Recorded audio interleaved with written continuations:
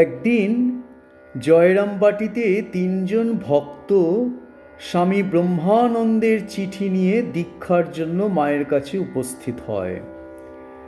মা সাধারণত বাতের জন্য পা সামনের দিকে ছড়িয়ে বসে থাকতেন, কিন্তু ভক্ত তিনটি প্রণামের জন্য মায়ের কাছে যাওয়া মাত্র অন্তর্যামিনী মা তাদের অন্তঃস্থল পর্যন্ত দেখে নিয়ে পা গুটিয়ে বসলেন।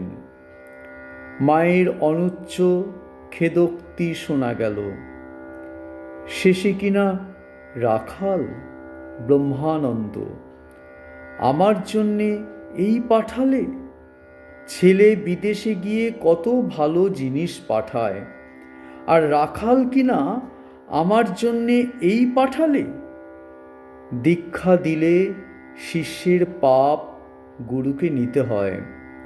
মা তাদের দীক্ষা দিতে সম্মত হলেন না। ঠাকুরের উদ্দেশ্যে বললেন, ঠাকুর, কালও তোমার কাছে প্রার্থনা করেছিলাম, দিন যেন বৃথা না যায়, শেষে তুমিও কিনা এই আনলে? ভক্ত তিনটি কিন্তু নাছোড়বান্দা। তারা বারবার মাকে অনুরোধ করতে লাগলো দীক্ষার জন্য। অনেকক্ষণ চিন্তা করে মা শেষে দীক্ষাদানে সম্মত হলেন এবং বললেন, যতক্ষণ শরীর থাকে ঠাকুর তোমার কাজ করে যাই। দীক্ষা হয়ে গেল।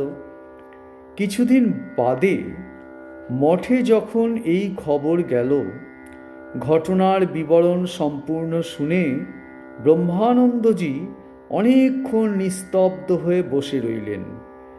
আর প্রেমানন্দ একটি গভীর নিঃশ্বাস ফেলে ভাবে আবেগে বলে উঠলেন, কৃপা কৃপা, এই মহিমাময় কৃপা দ্বারাই মা আমাদের রক্ষা করছেন সর্বক্ষণ। কি বিষ তিনি নিজে গ্রহণ করলেন তা আমরা ভাষায় প্রকাশ করতে পারি না। যদি এ বিষ আমরা গ্রহণ করতাম তো জ্বলে পুড়ে ছাই হয়ে যেতুম। নমস্কার।